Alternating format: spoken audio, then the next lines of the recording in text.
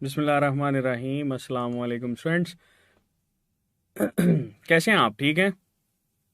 मुझे बताएं कि आपको मेरी आवाज़ आ रही है?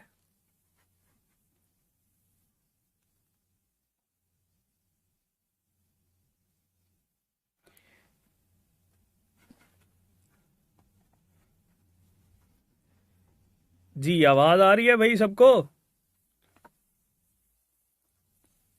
ऑल द काका जीज एंड द काकी जीज, मुझे लगता है आप सबको आवाज़ आ रही है ना? चलो, आपको पता है आज हम क्या करने के लिए जा रहे हैं? बिल्कुल ठीक है जी। हम लोग ना सबसे पहले डिस्कस करने के लिए जाएंगे, दैट इज यूनिट नंबर 1। और हमारी एसओएस के अकॉर्डिंग हम जिस यूनिट को डिस्कस करेंगे उसका नाम है सेल स्ट्रक्चर एंड फंक्शंस। ठीक है, सेल के स्ट्रक्चर और उसके फंक्शंस को हम लोग स्टूडेंट्स डील करेंगे। ठीक है, और अकॉर्डिंग टू पीएमसी इसके अंदर जो जो चीज़ें शामिल हैं उसमें इंट्रोडक्शन ऑफ सेल है। ठीक है, हमारे पास कंपैरिजन है structure of typical and animal cell. फिर स्टूडेंट्स इसमें सेल वॉल आ जाती है, प्लाज्मा मेम्ब्रेन है, साइटोप्लाज्म है, फिर सेल के कुछ ऑर्गेनेलीज हैं जिनके अंदर ribosome, endoplasmic reticulum, Golgi complex, ठीक है, मेनली लाइसोसोम इसके अंदर शामिल होता है जिसको हम लोग डील कर रहे होते हैं। तो ये चीज़ें हम लोग इसमें डिस्कस करेंगे। ठीक है, तो आप लोगों ने साथ रहना है, आपका और हमारा साथ, आपकी मुश्किलात इंशाल्लाह कम होंगी और चीज़ें बेहतर होंगी। अगर कहीं पर आपको लगे कि प्रॉब्लम है तो बेटे आपने वहीं पर क्वेश्चन पूछना। ठीक है, ओके, चलें जी। ओके जी, Rana Abdul Kalam, thank you. Okay, start करते हैं। बिस्मिल्लाहिर्रहमानिर्रहीम। जी, सबसे पहले तो हम जरा एक प्रश्न से स्टार्ट करते हैं। क्वेश्चन है हमारे पास, उसमें ऑप्शंस लिखते हैं। ठीक है, ऑप्शन ए है student, that is known as Robert Hooke. ठीक है, ऑप्शन बी में हम लोग ऐड कर लेते हैं, that is Lorenz Oken. Option C के अंदर स्टूडेंट्स हम लोग ऐड कर लेते हैं रॉबर्ट ब्राउन को, और ऑप्शन डी के अंदर ऐड कर लेते हैं हम लोग रोडोल्फ विर्चो को। चलो, क्योंकि ये ज़्यादातर आपके पास पूछे जाते हैं और इन क्वेश्चंस को हम लोग इस वजह से डील करते हैं क्योंकि ना ये लास्ट टाइम आप लोगों को अगर आइडिया हो, अगर आप में कुछ रिपीटर्स बैठे हुए हैं तो इस तरह के क्वेश्चंस भी आए हैं। ठीक है जी, चलो, सबसे पहला सवाल हमारे पास ये पूछा जाता है कि कौन सा ऐसा साइंटिस्ट है जिसने ये कहा था ओमिनस सेलुला ई सेलुला। जल्दी से बताओ, किसने कहा था ओमिनस सेलुला ई सेलुला? बिल्कुल बेटे, हमारे पास ये जो रोडोल्फ विर्चो है इसने कहा था ओमिनस सेलुला, ठीक है, ई सेलुला। ठीक है जी, यानी आपके पास कोई भी सेल जो होता है वो प्रीवियसली एग्जिस्टिंग सेल से ही बन रहा होता है। फिर हमारे पास क्वेश्चन आता है कि कौन सा ऐसा साइंटिस्ट है जिसने सेल को डिस्कवर किया था, तो आंसर आएगा रॉबर्ट हुक। इसने डिस्कवर किया था सेल को। फिर आपके पास अगर क्वेश्चन पूछा जाए कि न्यूक्लियस किसने डिस्कवर किया, तो बताओ, न्यूक्लियस की डिस्कवरी बेटे हमारे पास एसोसिएटेड है रॉबर्ट ब्राउन के साथ। फिर लास्ट में आपके पास ये पूछा जाता है कि कौन इनमें से साइंटिस्ट है जो बिलीव करता था that all living things originate from और कंसिस्ट ऑफ वेसिकल्स और सेल्स। ठीक है, तो वेसिकल्स और सेल्स की जो कॉन्सेप्ट है ये हमारे पास लॉरेंस ऑक्कन ने बेटे दी थी। ठीक है, एक आसान सा सवाल जिससे हम लोगों ने स्टार्ट किया एंड आई होप इससे कुछ चीजें आपकी क्लियर भी होंगी। बाकी मजीद क्वेश्चंस की तरफ चलते हैं, फिर उसके बाद हम स्टार्ट करेंगे हमारा आज का टॉपिक। आपको बस ये क्वेश्चंस से ये है कि एक आइडिया हो जाए कि क्वेश्चन हमारे पास किस किस तरह की वैरायटी आ सकती है। तो सबसे पहले तो एक आसान सा हम लोगों ने सवाल किया, चलो एक थोड़ा सा सवाल पर लेकर जाते हैं। ठीक है, and the statement is unicellular organisms are not capable of, unicellular organisms are not capable of। ठीक है जी, अच्छा ऑप्शन ए है स्टूडेंट हमारे पास के इंडिपेंडेंट एग्जिस्टेंस, इंडिपेंडेंट एग्जिस्टेंस। ठीक है जी, ऑप्शन बी है students that is known as performing essential functions, performing essential functions। ठीक हो गया, एक ऑप्शन हम लोगों ने ये ऐड कर दी, और ऐड कर दो essential functions of life। ठीक है, ऑप्शन सी हम लोग यहां पर ऐड करते हैं बोथ, क्योंकि आपको पता है कि पिछले साल बोथ और नन ऑफ दीज की ऑप्शंस जो हैं वो भी पूछी गई हैं। तो ये लो मैंने दोनों को ऐड कर दिया। सवाल आपके पास है सामने, unicellular organisms are not capable of, मुझे इसका आंसर बताएं क्या होना चाहिए।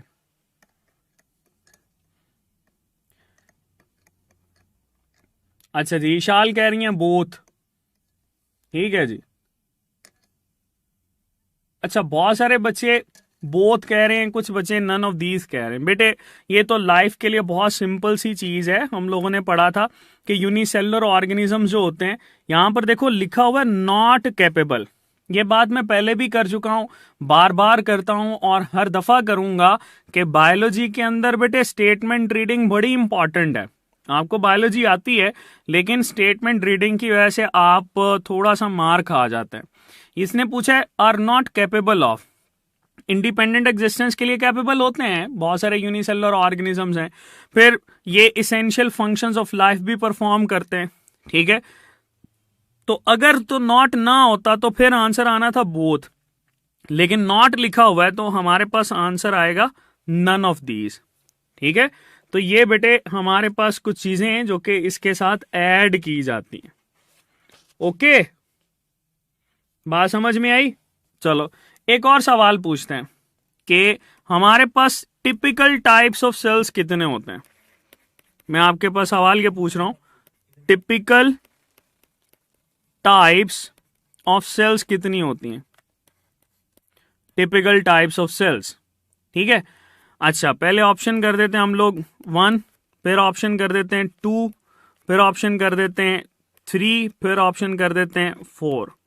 चलो टिपिकल टाइप्स ऑफ सेल पूछ रहा है, तो बिल्कुल बेटे आप सब लोग सही कह रहे हैं। टिपिकल टाइप्स होती हैं हमारे पास 2, जिसमें से हम लोग एक तो बैक्टीरियल सेल, या इसी बैक्टीरियल को हम लोग प्रोकैरियोटिक सेल भी बोलते हैं, और दूसरा आपके पास यूकैरियोटिक सेल आ जाता है।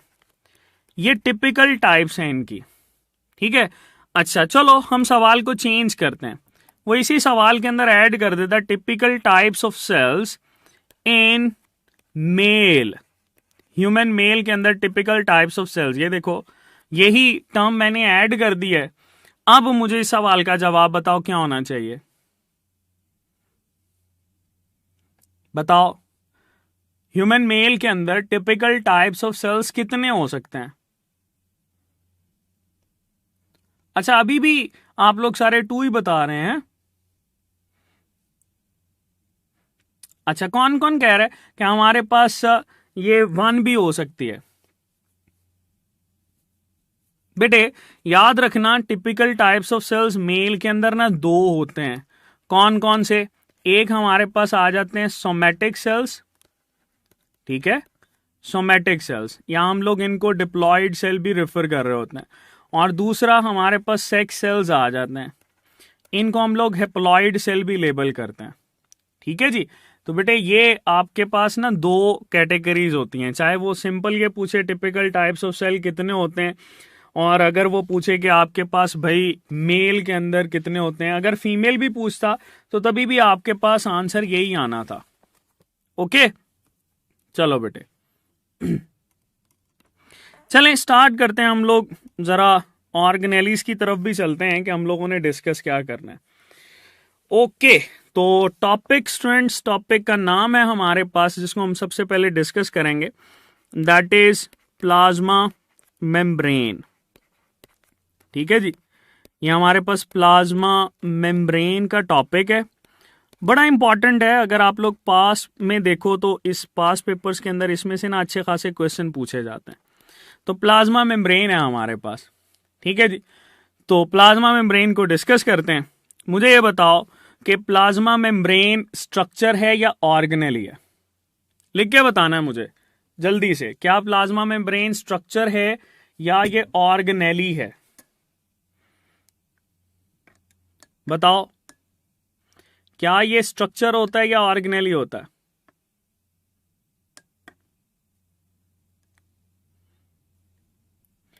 अच्छा जी, चलो ज्यादातर मेरे बच्चे यही कह रहे हैं कि भाई ये स्ट्रक्चर होता है, और मेजॉरिटी इज अथॉरिटी, हम इसी बात को सही मान लेते हैं कि प्लाज्मा मेम्ब्रेन हमारे पास स्ट्रक्चर होता है। बेटे याद रखना, इसी प्लाज्मा मेम्ब्रेन के लिए ना कुछ और टर्म्स भी यूज होती हैं, जैसे आप लोगों ने पढ़ा होगा कि हमारे पास इसमें हम लोग टर्म यूज करते हैं सेमी परमिएबल मेम्ब्रेन। ठीक है, there is semi permeable membrane, बिल्कुल ठीक है, हम यूज करते हैं इसके लिए, इसमें कोई मोजाइका ही नहीं है। ठीक है, फिर समटाइम परमिएबल मेम्ब्रेन या इम्परमिएबल मेम्ब्रेन की टर्म भी यूज करते हैं, या आप यहां पर ये भी यूज करते हो सेल मेम्ब्रेन। अच्छा, प्लाज्मा मेम्ब्रेन और सेल मेम्ब्रेन्स के अंदर ना थोड़ा सा डिफरेंस है। सेल मेम्ब्रेन्स हम बोलते हैं all membranes of a cell.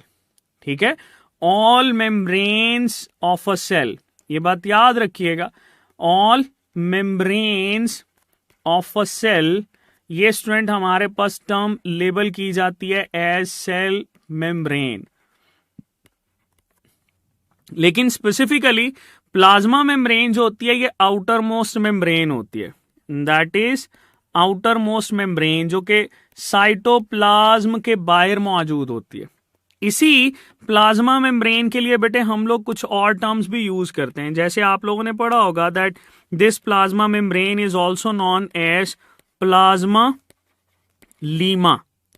ठीक है, फिर डिफरेंशियली परमिएबल मेम्ब्रेन है आपके पास, पार्शली परमिएबल मेम्ब्रेन है, वो इसके फंक्शन की बेस के ऊपर मेंशन करते हैं।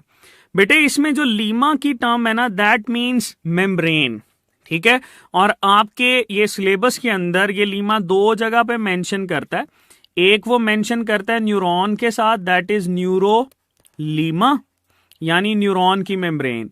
दूसरा वो मेंशन करता है हमारे पास मसल के लिए, that will be refer to as sarcolemma. तो न्यूरोलीमा है और सार्कोलीमा है, यहां पे जरा ऐड कर देते हैं, न्यूरोलीमा किसकी मेम्ब्रेन होती है, that is the membrane of neuron.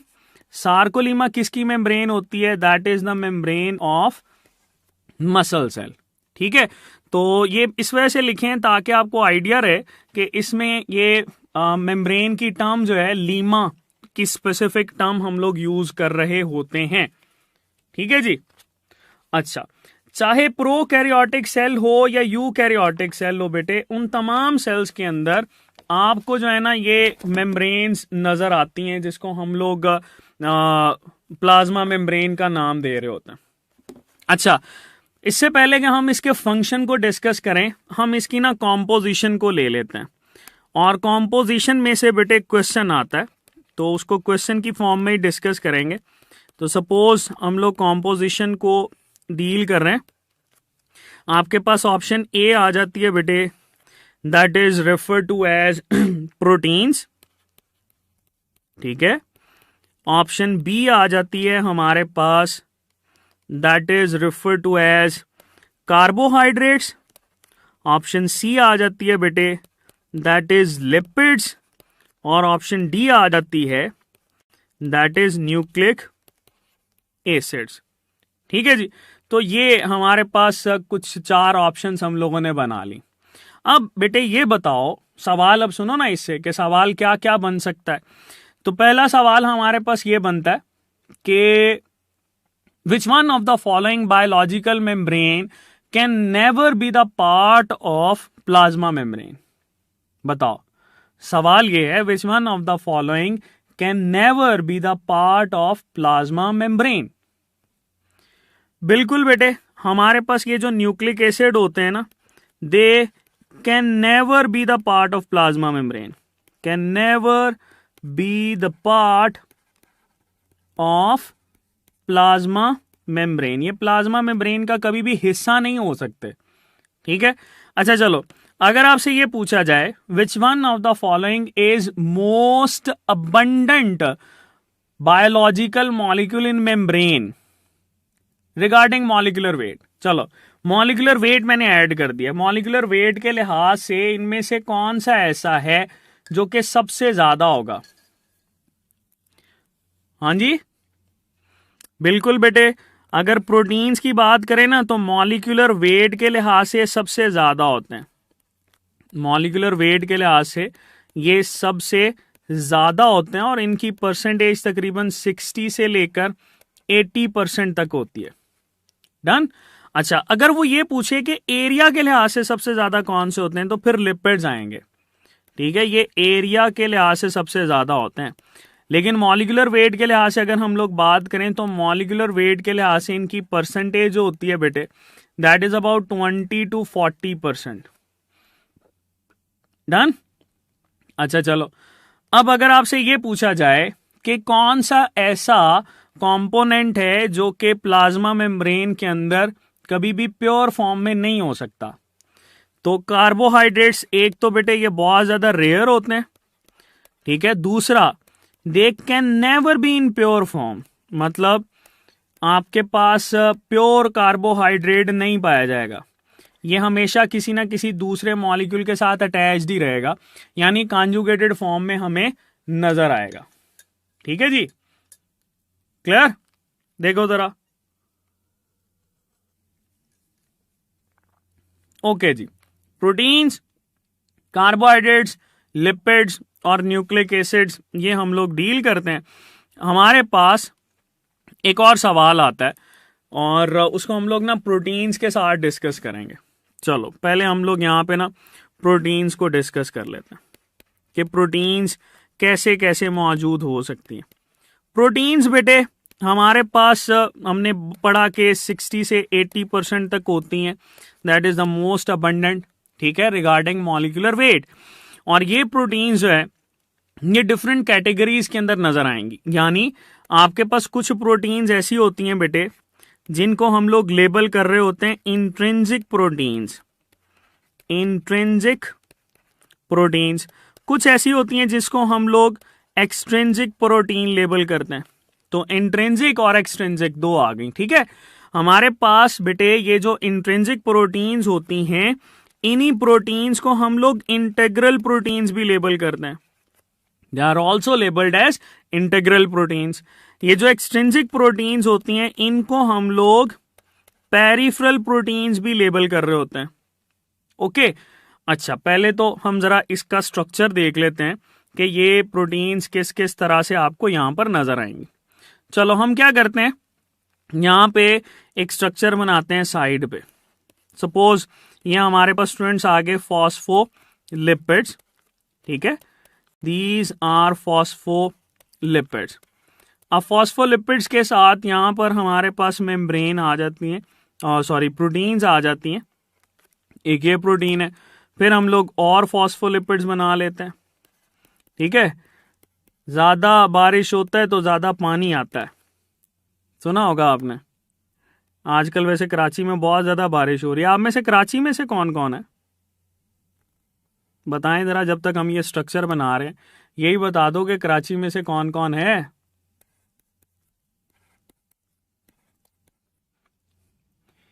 Okay,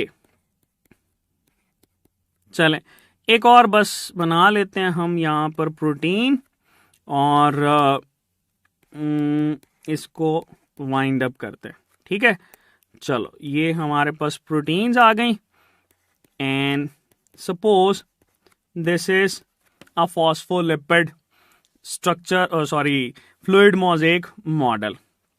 अब देखो बेटे, हमारे पास ना यहाँ पर आपको मेम्ब्रेन्स में डिफरेंट जगह पर ये प्रोटीन्स जो हैं वो नजर आ सकती हैं। इंट्रिंसिक प्रोटीन्स उनको बोलेंगे, किनको बोलेंगे, जो कि कंप्लीटली या पार्शली एम्बेडेड होती हैं, कंप्लीटली और पार्शली एम्बेडेड होती हैं। ठीक है, partially embedded in phospholipid bilayer. जैसे देखो हमारे पास लेबल करते हैं, ये जो ए है क्या ये इंट्रिंसिक प्रोटीन होगा, हाँ या ना में बताते जाओ, क्या ये इंट्रिंसिक प्रोटीन होगा?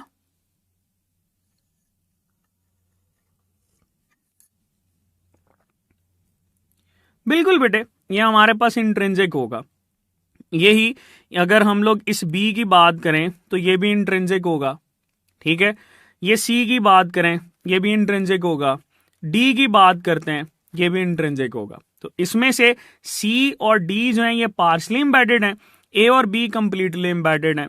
लेकिन अगर हम लोग बात करें ये इस ई और एफ की, दे आर नॉट एम्बेडेड। अगर बेटे ये एम्बेडेड नहीं है तो इनको हम लोग क्या बोलेंगे?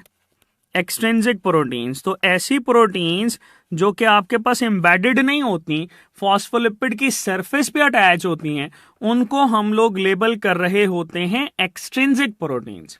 ओके, चलो अब यही प्रोटीन्स जो हैं, एक और सवाल भी यहां पर आता है कि हमारे पास जितनी भी मेम्ब्रेन्स हैं उनके अंदर ये जो प्रोटीन्स होती हैं जिनको आप लोग डिस्कस करते हो, ये कौन सी प्रोटीन्स होती हैं? Either they are fibrous proteins और ग्लोब्यूलर प्रोटीन्स।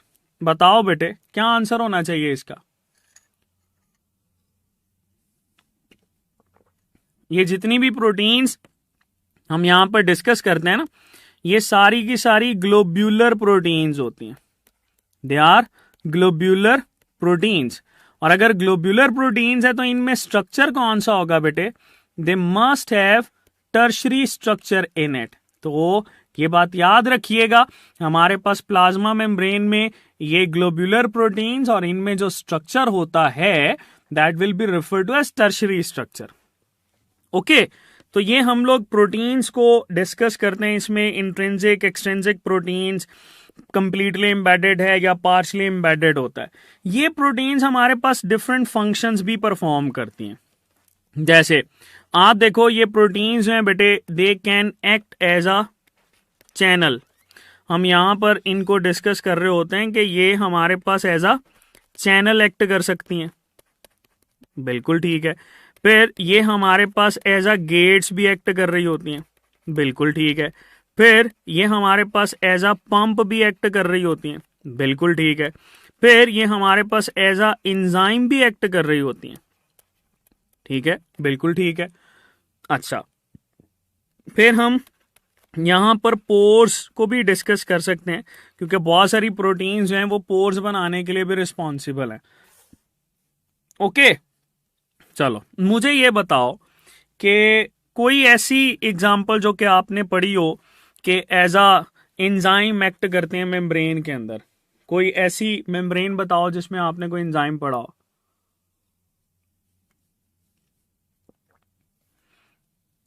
बताओ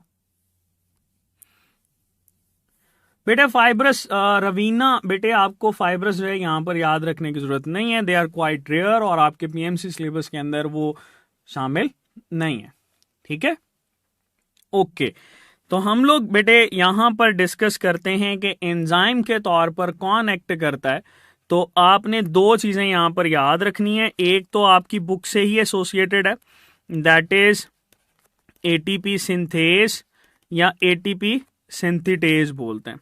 दूसरा एडिनाइल साइक्लेज बोला जाता है। ये एडिनाइल साइक्लेज क्या करता है? ये आपके पास साइक्लिक एएमपी बनाता है जो कि as a secondary messenger act करता है। एटीपी सिंथेस क्या बनाता है? ये एटीपी बना रहा होता है, जिसको आप लोग माइटोकॉन्ड्रिया के अंदर डिस्कस करते हो या आप प्लास्टिड्स के अंदर डिस्कस कर रहे हो। तो अच्छा, चैनल्स जो होंगी ये बेटे इंट्रिंसिक प्रोटीन के तौर पर, गेट्स भी, पंप्स भी, ठीक है, फिर पोर्स भी। अगर पंप की बात करें तो पंप हमारे पास ना कुछ स्पेसिफिक है। जैसे आप लोग थोड़ा सा रिकॉल करो तो आपने सोडियम पोटाशियम एटीपीएज पंप पढ़ा था, ठीक है। और ये सोडियम पोटाशियम एटीपीएज पंप कौन से सेल के अंदर पढ़ा था? That was discussed in neuron cell, ठीक है। ये न्यूरॉन सेल के अंदर हम लोगों ने डिस्कस किया था। ओके हो गया। सो दैट इज समथिंग जो कि आपने यहां पर ऐड करना है। अब बेटे पोर्स की बात करें तो पोर्स कहां पर होते हैं? पोर्स में आप लोगों ने कुछ चीजें पढ़ी थी, जैसे एक तो हमारे पास न्यूक्लियर पोर्स आ जाते हैं, याद करो न्यूक्लियर पोर्स, वो भी बेटे मेम्ब्रेन के अंदर ही होते हैं, ठीक है। तो ये कुछ चीजें हैं जो कि प्रोटीन फंक्शन परफॉर्म कर रही होती हैं, ठीक है। Proteins are performing function like this, ये इस तरह से फंक्शन परफॉर्म करती हैं। अच्छा, एक और वापस चलो जरा ये मेम्ब्रेन के ऊपर। मुझे ये बताओ कि ये मेम्ब्रेन हमारे पास सिमेट्रिकल है कि एसिमेट्रिकल है? बताओ, क्या ये सिमेट्रिकल है या एसिमेट्रिकल है? बताओ भाई, क्या ये सिमेट्रिकल होता है या एसिमेट्रिकल होता है?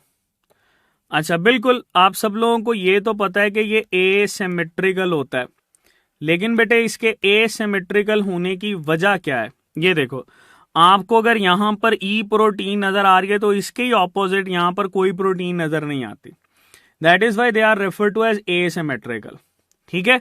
अच्छा, इसी के साथ साथ आपको बेटे एक और चीज भी पता होनी चाहिए कि ये जो प्रोटीन्स हैं, सपोज ये प्रोटीन की बात करता हूं, ये प्रोटीन इसके अंदर ये अपवर्ड डाउनवर्ड मूवमेंट शो करती है या ये हॉरिजॉन्टली मूव करती है? बताओ, ये लॉन्गिट्यूडनल मूव करती है या हॉरिजॉन्टली मूव कर रही होती है बेटे? बताओ भाई।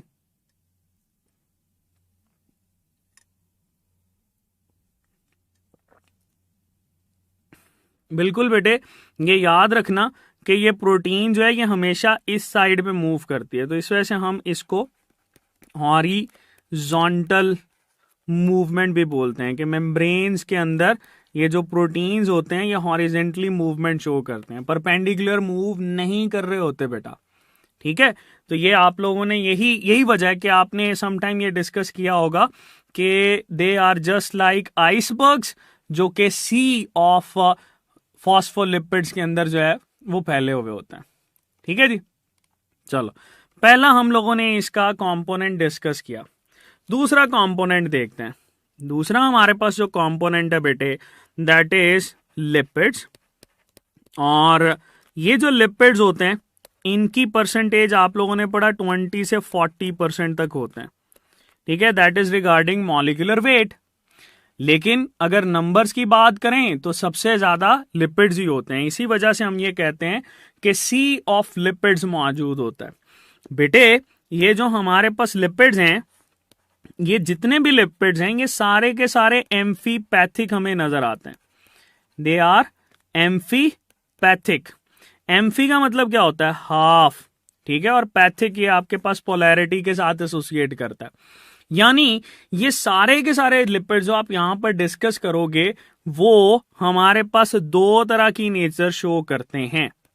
यानी उनमें कुछ हिस्सा यानी हाफ हिस्सा जो है वो पोलर होगा और हाफ हिस्सा इनमें क्या होगा? नॉन पोलर होगा। ये सारे लिपिड्स की यहां पर कैरेक्टरिस्टिक को हम लोग डिस्कस कर रहे हैं। दैट विल बी एम्फीपैथिक, ठीक है। अच्छा चलो ऑप्शंस बनाते हैं, फिर उसके बाद डिस्कस करते हैं। ऑप्शन ए है हमारे पास बेटे फॉस्फोलिपिड्स, ठीक है। एक है जी फॉस्फोलिपिड्स। ऑप्शन बी है बेटे हमारे पास दैट इज चलो इसको कर लेते हैं स्टीरोल। ऑप्शन सी है, इसको हम लोग कर लेते हैं बेटे स्टीरोल्स के साथ चलो सफिंगोलिपिड्स ऐड कर लेते हैं। That will B sphingolipids. और ऑप्शन डी में हम लोग ऐड कर देते हैं ग्लाइकोलिपिड्स। ठीक है, चलो ये 4 ऑप्शंस हम लोगों ने बना लिए हैं। तो आपके पास एक सवाल आता है कि जी कौन सी ऐसी लिपिड्स हैं इनमें जो कि तमाम की तमाम मेम्ब्रेन्स में नजर आती हैं।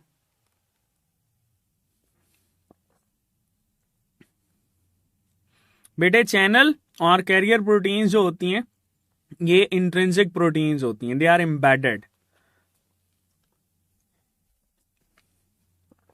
सवाल मेरा ये है कि इनमें से मोस्ट अबंडेंट लिपिड कौन सा होता है या सारी की सारी मेम्ब्रेन्स में हमें नजर आता है, तो आंसर होगा फॉस्फोलिपिड्स।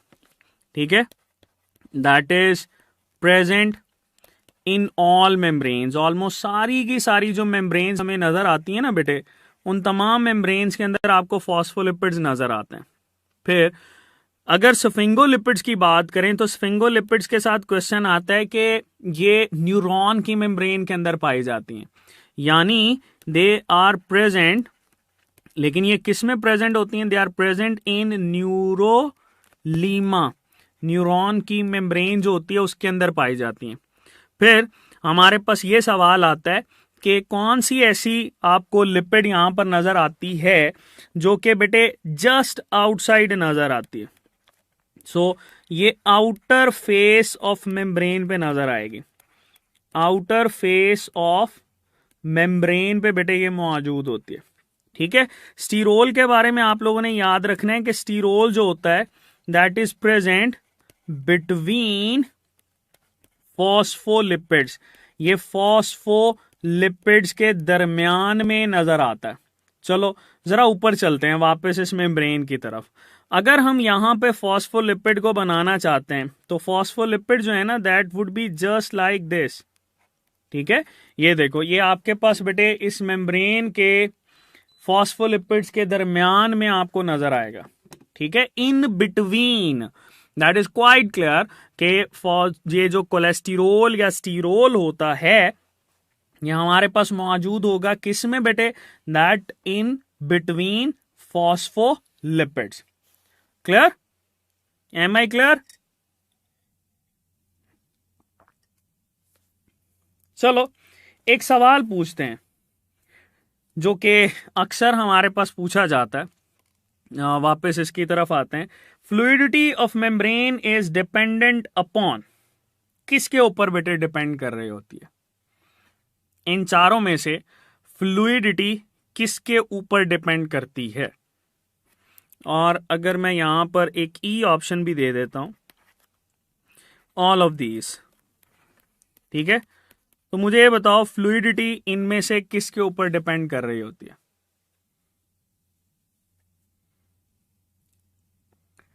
अच्छा, चलो सवाल मेरा ये था कि फ्लूइडिटी डिपेंड किस पे करती है, तो आंसर होगा ऑल ऑफ दीज। ठीक है, फ्लूइडिटी की जो डिपेंडेंस होती है ना बेटे वो इन तमाम पे होती है, डिपेंडेंस। ठीक है, लेकिन अगर हम सवाल चेंज कर दें, स्टेटमेंट सुनो जरा, अगर हम सवाल चेंज करें और आपके पास ये पूछा जाए और कि कौन सा ऐसा लिपिड है जो फ्लूइडिटी कॉज करता है, ठीक है, मेनली कॉज फ्लूइडिटी, तो अगर ये सवाल आए कि मेनली कौन जो है वो फ्लूइडिटी कॉज करता है, तो आंसर क्या होना चाहिए? आंसर होगा फॉस्फोलिपिड्स। मेनली बेटे हमारे पास फॉस्फोलिपिड्स इस फ्लूइडिटी को क्या कर रहे होते हैं? कॉज कर रहे होते हैं। अब उसकी वजह क्या होती है? उसकी वजह ये होती है कि हम लोगों ने अभी ऊपर देखा, ये फॉस्फोलिपिड, ये फॉस्फोलिपिड, ठीक है, ये मेम्ब्रेन के अंदर हम लोगों ने बनाए। ये फॉस्फोलिपिड्स जो होते हैं ना, ये फ्लिप फ्लॉप मूवमेंट शो करते हैं, यानी ऊपर वाला फॉस्फोलिपिड नीचे आ सकता है, नीचे वाला जो है ये ऊपर जा सकता है। ठीक है, इसको बोलते हैं फ्लिप फ्लॉप मूवमेंट। ये फ्लिप फ्लॉप मूवमेंट की वजह से मेनली स्टूडेंट हमारे पास क्या होती है? फ्लूइडिटी। ठीक है, अगर वो कहे कि सवाल आए कौन ऐसा है जो मेंटेन करता है फ्लूइडिटी, मेंटेन्स फ्लूइडिटी। तो बेटे अक्सर बच्चे जो है ना इसमें कंफ्यूज होते हैं, इस वजह से मैं इसको डिस्कस कर रहा हूं। फ्लूइडिटी डिपेंडेंस आए तो सारे के सारे लिपिड्स, मेनली फ्लूइडिटी की कॉज आए तो फॉस्फोलिपिड्स। अगर मेंटेनेंस ऑफ फ्लूइडिटी आए तो आपने आंसर लगाना है बेटे इसमें स्टीरोल, स्टीरोल या इसको कोलेस्टेरोल बोलते हैं। ये हमारे पास मेनली क्या करता है, मेंटेन कर रहा होता है फ्लूइडिटी को। अब ये बेटे कैसे मेंटेन करता है, इसको देखो, ये लॉक कर देता है, लॉक कर देता। अभी मैंने बताया ना आपको कि फ्लूइडिटी यानी फ्लिप फ्लॉप मूवमेंट जो है वो फॉस्फोलिपिड्स करवाते हैं। जहां पे ये कोलेस्टेरोल मौजूद होगा ना, ये ऊपर वाले और नीचे वाले फॉस्फोलिपिड को लॉक कर देगा। उसके लॉक होने की वजह से बेटे ये आपके पास फ्लूइडिटी मेंटेन कर रहा है, ठीक है। तो दैट इज समथिंग जो कि इंपॉर्टेंट था और आपको पता होना चाहिए।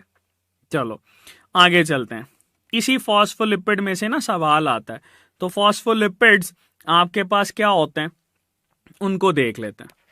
ये जो फॉस्फोलिपिड्स को हम लोग डील करते हैं, तो स्टूडेंट्स ये फॉस्फोलिपिड्स हमारे पास हमने अभी पढ़ा कि दे आर एम्फीपैथिक मॉलिक्यूल, और इसको हम लोग इस तरह से ड्रॉ करते हैं, ठीक है, that is just like this. अच्छा, इसमें बेटे ये जो ऊपर वाला हिस्सा होता है दैट इज पोलर, और पोलर होने की वजह से हम इसको हाइड्रोफिलिक भी बोलते हैं, that is also known as hydrophilic. नीचे वाला हिस्सा जो होता है ये हमारे पास कहलाता है नॉन पोलर, और इस नॉन पोलर हिस्से को हम लोग हाइड्रोफोबिक भी बोलते हैं, ठीक है। चलो सवाल ये आता है कि ये जो टेल है इसकी या नॉन पोलर एंड होता है ये हाइड्रोफोबिक है, तो हाइड्रोफोबिक होने की मेन वजह क्या है। तो स्टूडेंट यहां पर हम ये बताएंगे कि इसमें जो टेल होती है इसमें आपको फैटी एसिड नजर आते हैं, ठीक है, that is composed of fatty acids. तो फैटी एसिड्स की वजह से आपके पास नॉन पोलर है, जबकि हेड रीजन पोलर है किस वजह से, फॉस्फोरिक एसिड की वजह से। फॉस्फोरिक एसिड जो है वो इसको पोलैरिटी कॉज कर रहा होता है। फिर ये जो आपको यहां पर नजर आता है that is refer to as kink, इसको बेटे हम लोग किंक बोलते हैं, and kink is showing double bond. ये हमारे पास शो किसको कर रहा होता है, डबल बॉन्ड को। डबल बॉन्ड की प्रेजेंस हमारे पास बताती है अनसेचुरेशन, ठीक है, जितने ज्यादा डबल बॉन्ड होंगे उतनी ज्यादा अनसेचुरेशन होगी, और अनसेचुरेशन की वजह से फ्लूइडिटी ज्यादा होगी, ठीक है। चलो एक हम लोग क्वेश्चन बनाते हैं ये यहीं से फॉस्फोलिपिड से, एंड दैट इज, ये एक ऑप्शन ए लिख ली हमने, ये ऑप्शन बी बना ली, और ये हमारे पास आ गई ऑप्शन सी, ठीक है। ए बी सी और डी में हम लोग लिख देते हैं नन ऑफ दीज। मुझे ये बताओ इन तीनों फॉस्फोलिपिड में से कौन सा ऐसा फॉस्फोलिपिड है जो कि बहुत ज्यादा अनसैचुरेशन रख रहा है।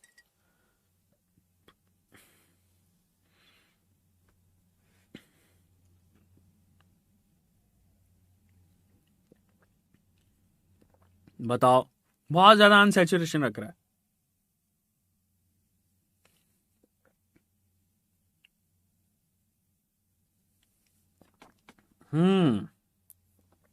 अच्छा जी, बिल्कुल आपको ये बात समझ में आ गई है। ये बेटे सबसे ज्यादा अनसैचुरेशन रख रहा है, इस वजह से हम इसको मोस्ट अनसैचुरेटेड भी बोलते हैं।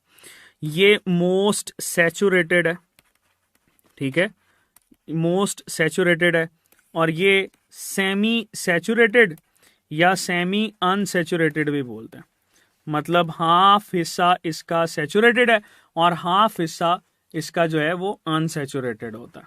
Okay, so that is quite simple, जो कि फॉस्फोलिपिड्स के लिए हम लोग डिस्कस कर रहे होते हैं। ओके, चलो अब हम लोग अपने लास्ट कॉम्पोजिशन वाले हिस्से की तरफ चलते हैं, दैट इज बेटे कार्बोहाइड्रेट्स। ठीक है, कार्बोहाइड्रेट्स के बारे में मैंने क्या बताया था कि कार्बोहाइड्रेट्स ऐसे हमारे पास स्टूडेंट्स ये बायोलॉजिकल मॉलिक्यूल्स हैं जो कि मेम्ब्रेन के अंदर प्योर फॉर्म में मौजूद नहीं होते, है ना। और हम लोग ये पढ़ चुके हैं कि कार्बोहाइड्रेट्स में अगर इसकी बात करें तो ऑप्शन ए में हम लिख देते हैं मोनोसेकेराइड्स। ठीक है, मोनोसेकेराइड्स।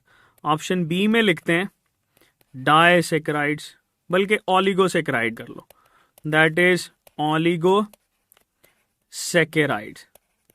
ऑप्शन सी में लिख लो polysaccharides, that will be polysaccharide. Option D में लिख लो नन ऑफ दीज। ठीक है जी, चलो अब मुझे सवाल का जवाब बताना है। Which one of the following carbohydrate is found in plasma membrane? इनमें से कौन सा है जो प्लाज्मा मेम्ब्रेन के अंदर हमें नजर आता है? बिल्कुल बेटे, आप लोग सही कह रहे हैं कि ये जो ओलिगोसेकेराइड्स होते हैं ना, that is present in plasma membrane. ये हमारे पास प्लाज्मा मेम्ब्रेन के अंदर नजर आता है, लेकिन ये प्लाज्मा मेम्ब्रेन के अंदर कभी भी प्योर फॉर्म में नहीं होता, that is in conjugated form. ये बेटे हमारे पास कॉन्जुगेटेड फॉर्म के अंदर नजर आता है। ठीक है, इसी कॉन्जुगेटेड फॉर्म की वजह से हम यहां पर स्ट्रक्चर्स डिस्कस करते हैं, जिसमें एक हमारे पास आ जाता है ग्लाइकोलिपिड और दूसरा बेटे हमारे पास आ जाता है ग्लाइकोप्रोटीन्स। ठीक है, ये दोनों जो हैं ये मिलकर हमारे पास बनाते हैं ग्लाइकोकैलिक्स। इसको और इसको, इन दोनों को कोलेक्टिवली हम लोग क्या बोलते हैं? ग्लाइकोकैलिक्स बेटे रेफर कर रहे होते हैं, that is refer to as glycocalyx. ठीक है, अच्छा एक चीज जरा यहां पर बनाते हैं, दोबारा से इसका स्ट्रक्चर हम लोग ड्रॉ करते हैं फ्लूइड मोज़ेक मॉडल का। आपको पता है ना कि प्लाज्मा मेम्ब्रेन में हमारे पास सिर्फ और सिर्फ फ्लूइड मोज़ेक मॉडल है, यूनिट मेम्ब्रेन मॉडल नहीं है। पता होना चाहिए आपको कि आपके सिलेबस के अंदर बेटे यूनिट मेम्ब्रेन मॉडल मौजूद नहीं है। हाँ, उसको एज अ रेफरेंस हम जरूर याद कर सकते हैं, आपको पता होना चाहिए। ठीक है, चलो हम यहां पर बना रहे हैं बेटे ये इसका स्ट्रक्चर मेम्ब्रेन का। ठीक है जी, और यहां पर आगे फॉस्फोलिपिड्स, फिर फॉस्फोलिपिड्स, फिर फॉस्फोलिपिड्स, एंड ये आपके पास फॉस्फोलिपिड्स चल रहे हैं।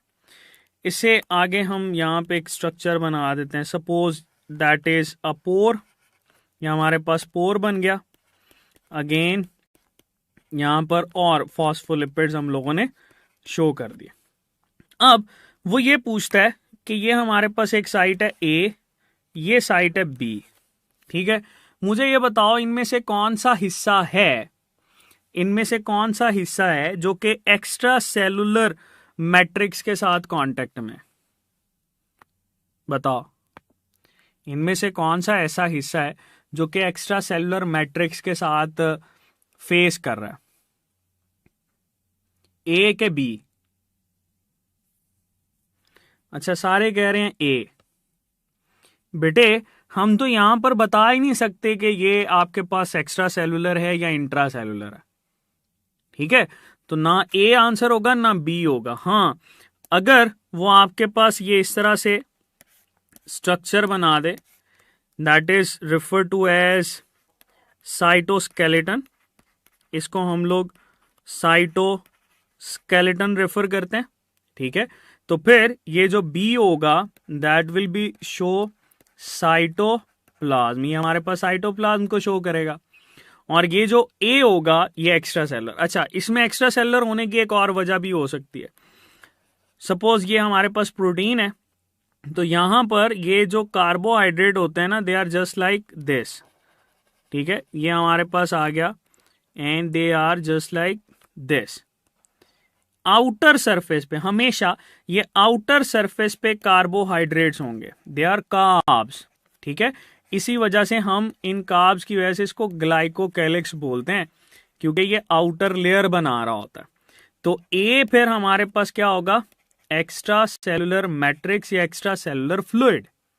ओके, अच्छा, इसी वजह से हम ये भी कहते हैं कि यही ग्लाइकोलिपिड और ग्लाइकोप्रोटीन जो होते हैं ना बेटे, ये हमारे पास रिसेप्टर के तौर पर भी एक्ट कर सकते हैं। ठीक है, ये एंटीजन प्रेजेंटिंग सेल के तौर पर भी एक्ट कर सकते हैं। ठीक है, और इन्हीं के ऊपर सेल मार्कर्स भी हो सकते हैं। So they are actually cell markers. तो रिसेप्टर, एंटीजन प्रेजेंटेशन और सेल मार्कर के तौर पर ये एक्ट करता है। अच्छा, एक और बड़ी इंटरेस्टिंग चीज है इसमें, वो ये कि नहीं नहीं नहीं नहीं लाइबा मुजम्मिल बेटे, ग्लाइकोकैलिक्स सिर्फ बैक्टीरिया में नहीं होता, ये आपको बाकी सेल्स में भी नजर आता है। ओवरऑल जितना भी कार्बोहाइड्रेट है ना आप के किसी भी सेल के बाहर, उसको हम लोग कलेक्टिवली ग्लाइकोकैलिक्स बोल रहे होते हैं। याद रखना, ये बात बिल्कुल गलत है कि ये सिर्फ और सिर्फ बैक्टीरिया में नजर आता है। ओके, याद रखना बेटे ये।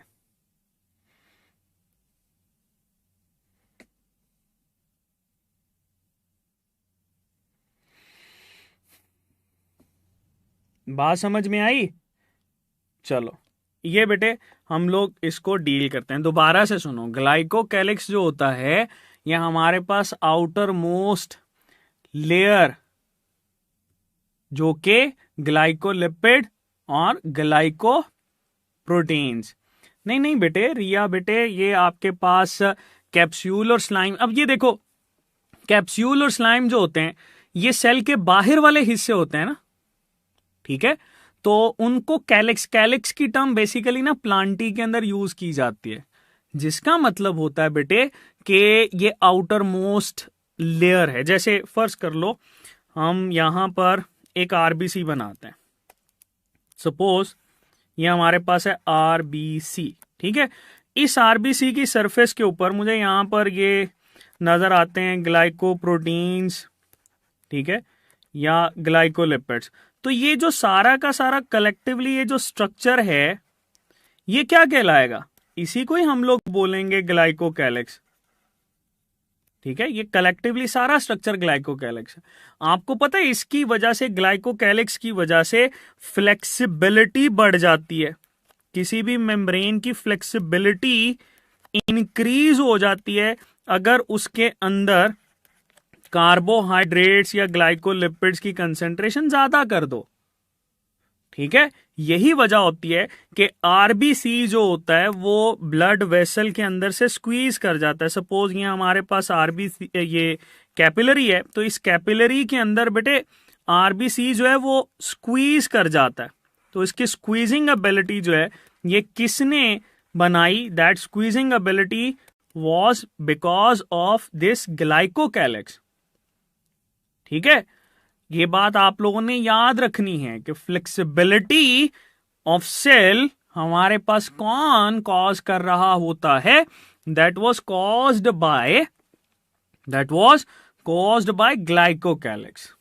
ओके, वो जो आपके पास हम डिस्कस करते हैं बैक्टीरिया को, तो वो उसमें स्लाइम और कैप्सूल कलेक्टिवली हमारे पास नजर आते हैं।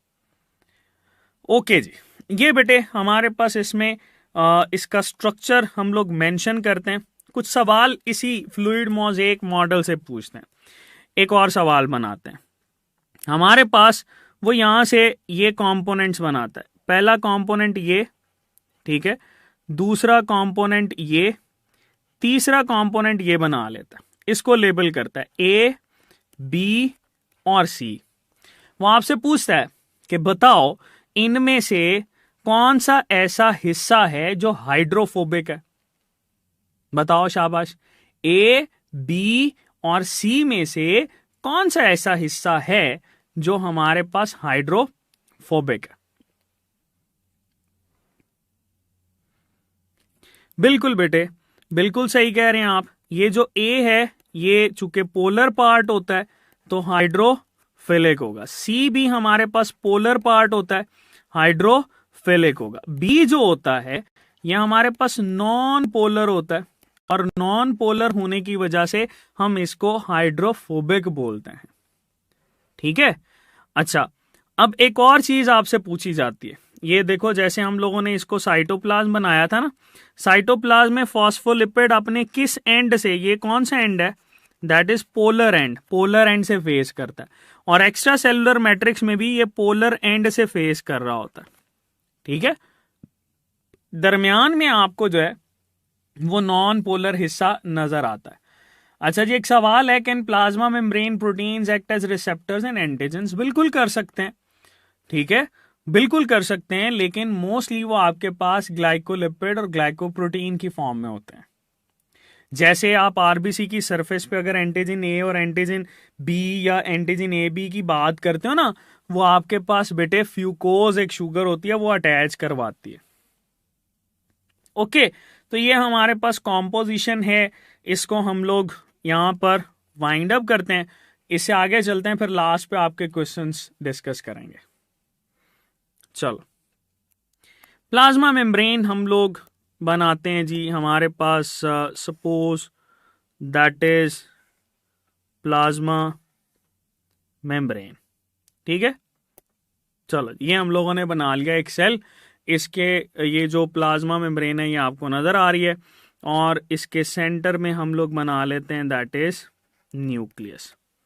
ठीक है जी, ये हमारे पास न्यूक्लियस आ गया। ओके, अब सवाल ये आता है कि हमारे पास यहां पर छोटे छोटे मॉलिक्यूल्स हैं। सपोज मैं कहता हूं ये छोटे छोटे मॉलिक्यूल्स इसमें मौजूद हैं, और ये मॉलिक्यूल्स हैं ये इसके अंदर बड़ा इजीली चले जाते हैं, क्योंकि बाहर इनकी कंसंट्रेशन ज्यादा है तो इजीली इसके अंदर मूव कर जाते हैं। ठीक है, तो मुझे ये बताओ कि अगर आपसे ये पूछा जाए ये मॉलिक्यूल्स इस तरह से मूव करते हैं, फिर आपके पास कुछ बड़े मॉलिक्यूल्स बना देते हैं, फर्ज करो इन मॉलिक्यूल्स को ग्लूकोज बोलते हैं, ये भी इजीली अंदर चला जाता है, लेकिन इसको कैरियर प्रोटीन की जरूरत होती है। फिर हम ये कहते हैं कि हमारे पास एक ऐसी मूवमेंट होती है जिसमें ये बहुत छोटे छोटे, ये बहुत ज्यादा हमारे पास मॉलिक्यूल्स आ जाते हैं, बहुत ज्यादा छोटे छोटे छोटे मॉलिक्यूल्स हैं, और ये बेटे आपके पास इसमें मूव कर जाते हैं इनर साइड की तरफ। ठीक है, या हम यहां पर एक और चीज बना लेते हैं, दैट इज बेटे वाटर। वाटर जो है इसके अंदर भी चला जाता है, और वाटर इसके बाहर भी आ जाता है। ठीक है, अब मुझे ये बताओ कि आपके पास अगर ये पूछा जाए, लेबल किया जाए कि ये जो ए है ये कौन सी ट्रांसपोर्टेशन को शो करता है?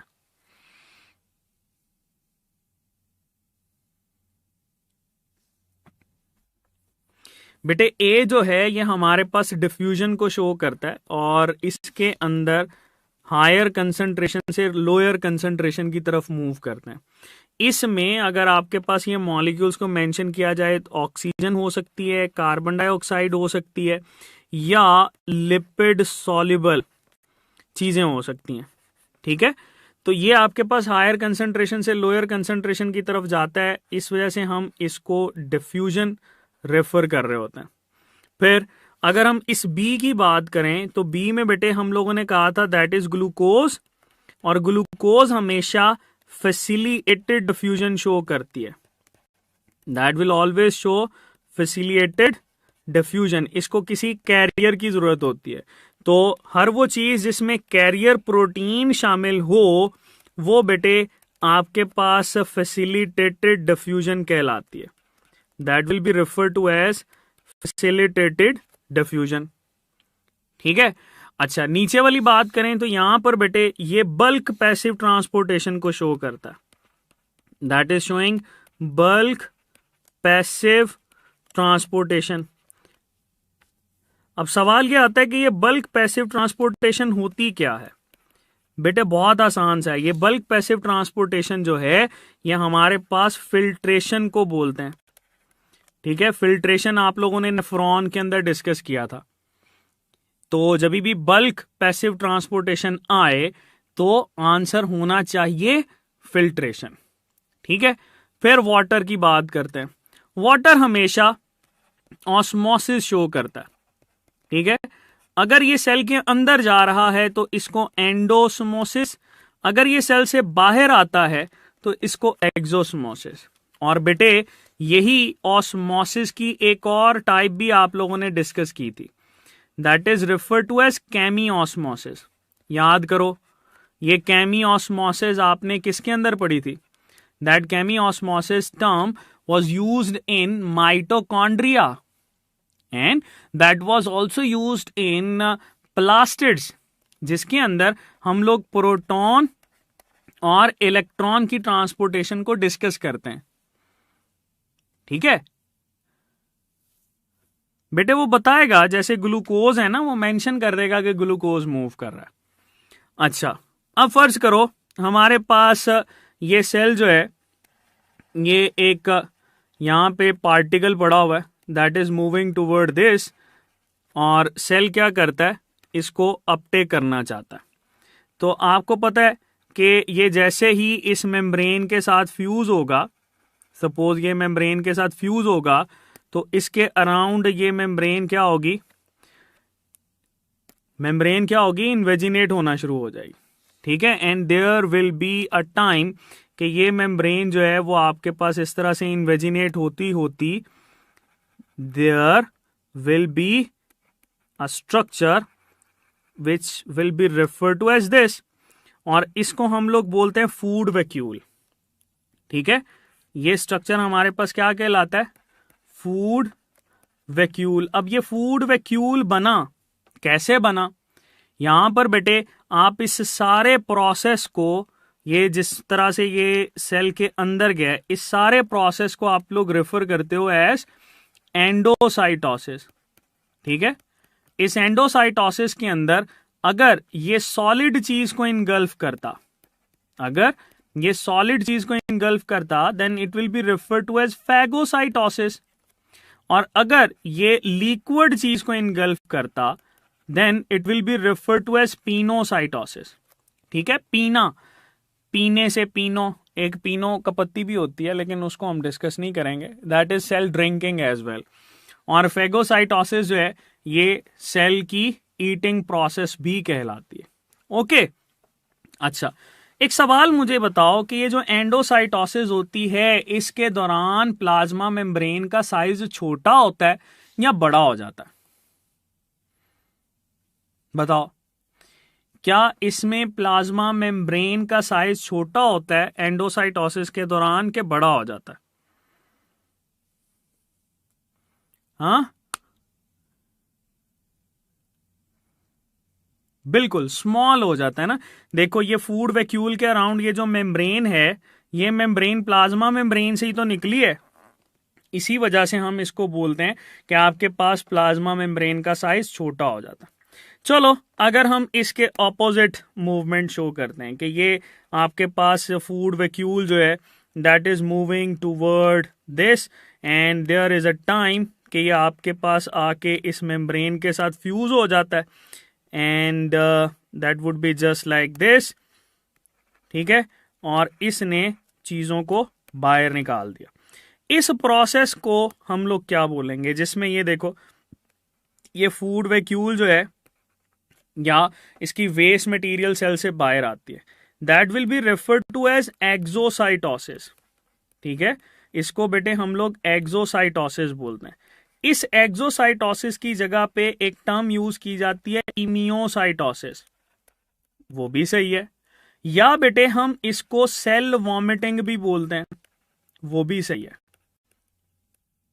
ठीक है, एक्सोसाइटोसिस, आपके पास इम्यूसाइटोसिस या सेल वॉमिटिंग की टर्म यूज की जाती है जिससे वेस्ट मटेरियल बाहर निकल रहे होते हैं। ठीक है, और ये बेटे आपके पास सेल क्लियरिंग प्रोसेस भी कहलाता है। ओके, ये कुछ मूवमेंट्स हैं जो कि इस सेल के साथ डिस्कस की जाती हैं, जिसको हम लोग आगे जाके इसकी ट्रांसपोर्टेशन के हवाले से डील करते हैं। आपको पता है कि हमारे पास ना ये जो ट्रांसपोर्टेशन होती है इसमें, ये बेटे एक्टिव और पैसिव ट्रांसपोर्टेशन होती है। ठीक है जी, तो यहां पर हम लिख लेते हैं देयर इज एक्टिव ट्रांसपोर्टेशन, और एक साइड पे लिख लेते हैं पैसिव ट्रांसपोर्टेशन। ठीक है, मुझे बताओ एक्टिव और पैसिव के अंदर डिफरेंस क्या होता है, बताओ जरा। एक्टिव हम उसको बोलते हैं जो कि बेटे हमारे पास हमेशा लोअर पोटेंशियल से मूव करवाता है हायर की तरफ। ठीक है, अच्छा पैसिव क्या करता है, इसके ऑपोजिट, ये हायर से मूव करवाता है किसकी तरफ, लोअर की तरफ। ठीक है, एक्टिव को हम लोग अप हिल मूवमेंट भी बोलते हैं, मतलब पहाड़ के ऊपर चढ़ना मुश्किल होता है। पैसिव को हम लोग बेटे डाउन हिल मूवमेंट भी बोलते हैं, पहाड़ से नीचे उतरना आसान होता है ना, खुद ब खुद आपके पांव जो है वो मूव कर रहे होते हैं, तो डाउन हिल मूवमेंट हम इसको बोलते हैं। तो up hill and down hill movement. अच्छा, पैसिव ट्रांसपोर्टेशन को हम लोग अलोंग ग्रेडियंट भी बोलते हैं, क्योंकि ये हाई कंसंट्रेशन से लोअर कंसंट्रेशन की तरफ मूव करती है।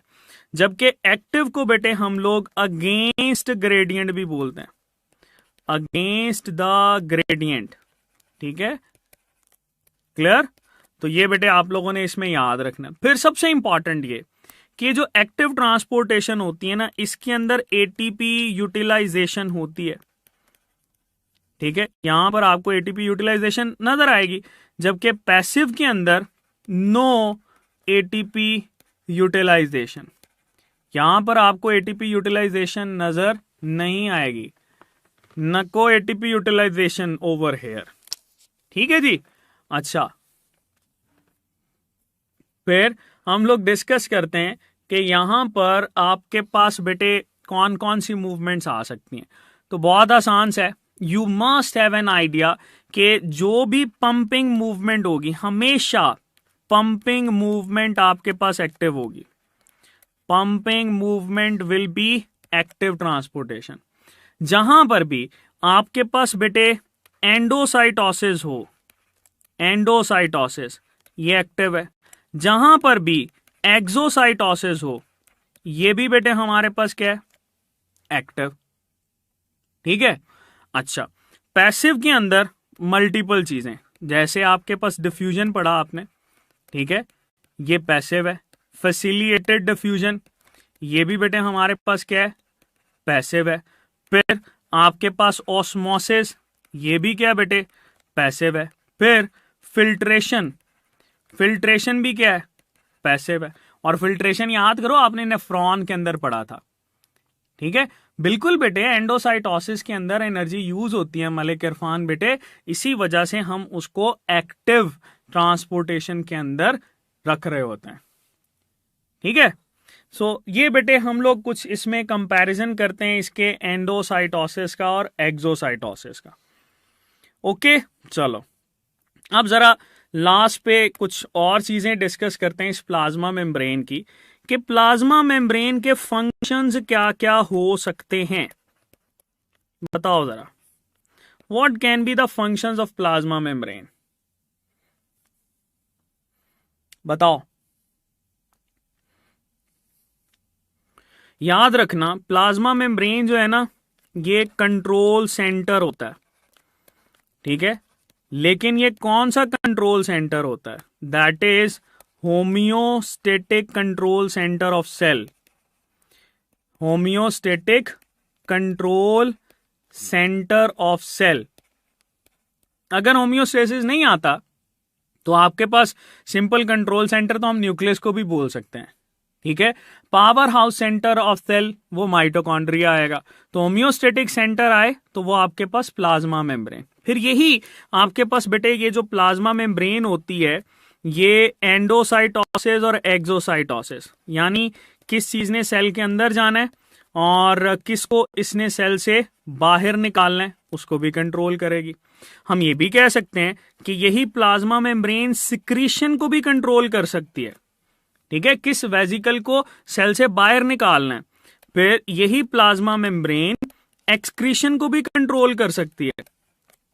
ठीक है, यही प्लाज्मा मेम्ब्रेन पीएच मेंटेन करती है, या आप लोग ये कह लो कि पोलराइजेशन को मेंटेन करना भी इसी का ही काम होता है। और ये पोलराइजेशन हमने कहां पर पढ़ी है, याद करो बेटे, न्यूरॉन सेल। उस न्यूरॉन सेल की मेम्ब्रेन के अंदर हम लोगों ने क्या पढ़ा था कि सोडियम आयन जो होते हैं वो ज्यादा होते हैं आउटर साइड पे as compare to inner of neuron, और पोटाशियम जो होते हैं वो इनर पे ज्यादा होते हैं as compare to outer of cell. तो इसको ग्रेडियंट को मेंटेन रखना किसका काम है बेटे, that is the function of membrane. ठीक है, तो हम इसी से आगे भी मेंशन कर सकते हैं कि नर्व इंपल्स ट्रांसमिशन जो है वो आपके पास यही करवा रहा होता है। ठीक है,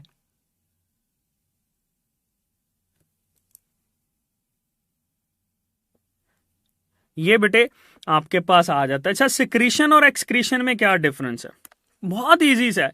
देखो, सिक्रीशन जो है ये तो आपके पास ग्लैंड्यूलर सिक्रीशन भी होती है, ग्लैंड जो है ना ये सिक्रीशन कर रहे होते हैं। ठीक है, एक्सक्रीशन जो होती है ये एक्सक्रीशन आपके पास हमेशा नाइट्रोजिनस वेस्ट मटेरियल की होती है।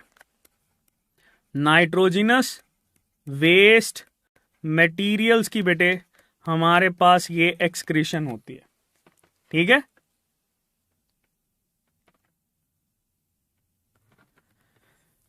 जी निंजा निंजा बस करते हैं, लेकिन बेटे ये इसको तो डिस्कस कर लो, प्लाज्मा मेम्ब्रेन को। ठीक है, ओके, आगे चलें। जी जी उस्मा बतूल बेटे बताएं क्या क्वेश्चन है आपका।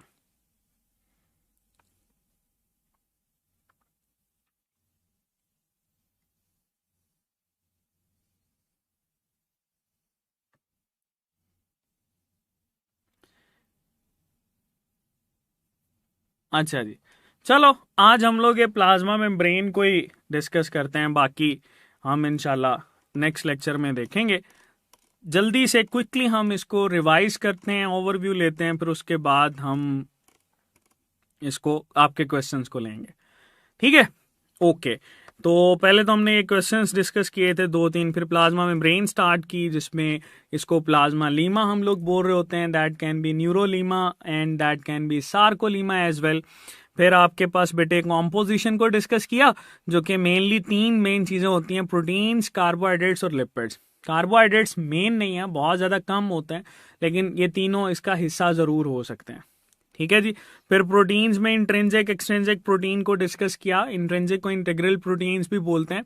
इंटीग्रल प्रोटीन्स वो होती हैं बेटे जो कि हमारे पास कंप्लीटली या पार्शली एम्बेडेड होती हैं। ठीक है, एक्सट्रिंसिक वो होती हैं विच आर नॉट एम्बेडेड, ये या तो आउटर साइड में होंगी या इनर साइड पे अटैच हो रही होती हैं। प्रोटीन्स आपके पास channel, as a gate, as a pump, as a carrier, as a enzyme, as a pore act कर सकती हैं। ठीक है, जहां पर हम लोगों ने एंजाइम के अंदर एटीपी सिंथेज पढ़ा, एटीपी बनाता है एडिनाइल साइक्लेज पढ़ा, जो कि आपके पास कैम भी कहलाता है। इसको ना सेकेंडरी मैसेंजर भी हम लोग बोलते हैं, that is also refer to as secondary messenger बेटे। ठीक है, इसको सेकेंडरी मैसेंजर में हम लोग लेबल करते हैं। फिर हमारे पास इसमें लिपिड्स हम लोगों ने डिस्कस किए, 20 से 40% तक होते हैं, और आपके पास phospholipids, sterols, sphingolipids, glycolipids and all those lipids, and then we have studied that के ये जितने भी लिपिड्स होते हैं आपके पास एम्फिपैथिक होते हैं। ठीक है जी, तो बहुत आसान सा है, और इतने ज़्यादा एक्सेंट जो है वो इंग्लिश का अच्छा नहीं है हमारा। फॉस्फोलिपिड्स जो होते हैं एम्फिपैथिक है ना, और इसमें पोलर नॉन पोलर हम लोगों ने ऐसा डिस्कस किया। पोलर जो होता है ये बेटे, पोलर हमारे पास इसके फॉस्फोरिक एसिड की वजह से होता है, और हमारे पास नॉन पोलर हिस्सा होता है। अच्छा, सैयद कुमैल पूछ रहे हैं सर रोज क्या एक टॉपिक पढ़ाना है? नहीं नहीं बेटे, ये तो प्लाज्मा मेम्ब्रेन हमारे पास लंबी थी, इस वजह से हम लोगों ने इसको डिस्कस किया। बाकी जो ऑर्गेनेलीज हम डिस्कस करेंगे उनमें आपके पास जो है ना वो अच्छा हो जाएगा।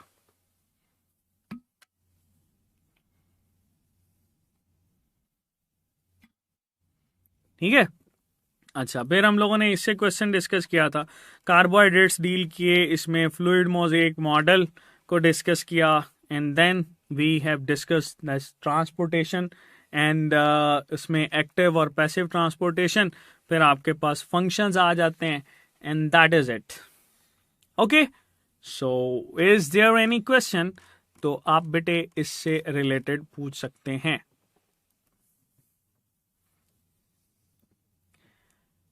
Sir, can plasma membrane proteins act as receptor and antigen? बेटे ऑलरेडी मैं आपको ये बता चुका हूं, ठीक है, कि हमारे पास मोस्टली प्रोटीन्स तो एक्ट कर रही होती हैं, लेकिन ग्लाइकोलिपिड ग्लाइकोप्रोटीन्स भी करते हैं। अच्छा, इसका पीडीएफ बेटे ये तो सर ही आपको बताएंगे, मुझे इतना ज्यादा श्योर नहीं है कि इसका पीडीएफ आपको मिलेगा या नहीं मिलेगा। इतने पीडीएफ क्या करने हैं आपने?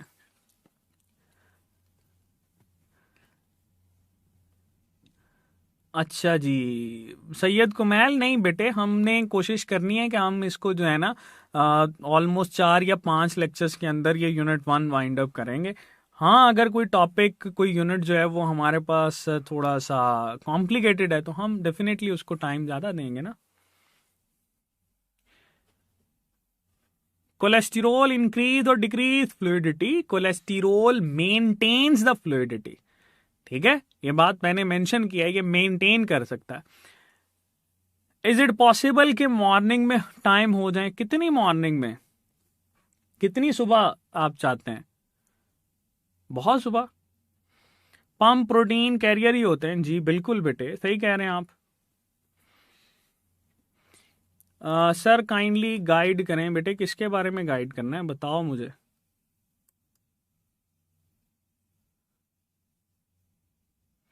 Exocytosis is called cell cleaning process, और एंडो को तो बेटे हम सेल ईटिंग और सेल ड्रिंकिंग प्रोसेस लेबल कर रहे होते हैं ना।